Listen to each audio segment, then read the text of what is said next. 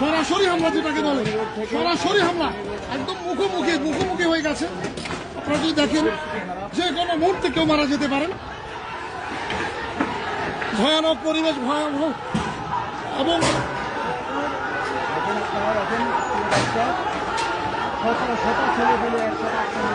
শত কর্মী ফটিকের গ্রুপ পিছু হচ্ছেন এই মুহূর্তে, ফটিকের গ্রুপ এই মুহূর্তে পিছু হচ্ছেন। শত কর্মী মিলে ফটিকের গ্রুপকে ধাওয়া দিয়ে সরিয়ে দেওয়ার চেষ্টা করছেন। প্রথমে ফটিক গ্রুপ আক্রমণে থাকলেও এখন এই মুহূর্তে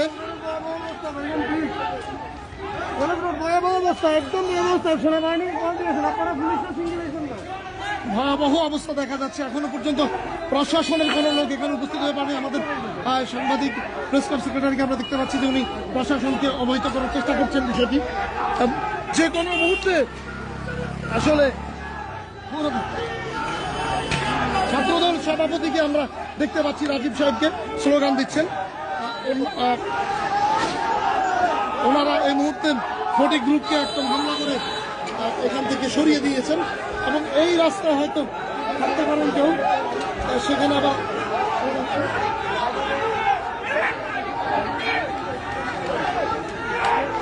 ভয়াবহ পরিবেশ।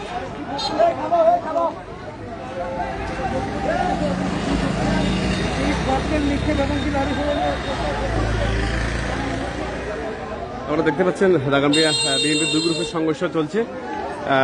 ফটিক গ্রুপ এবং জাভেদ গ্রুপ সহ আকবর সাহেব গ্রুপ সহ এই দাগনভূঞার রাজপথে এভাবে ইট পাটকেল ছোড়া চলছে।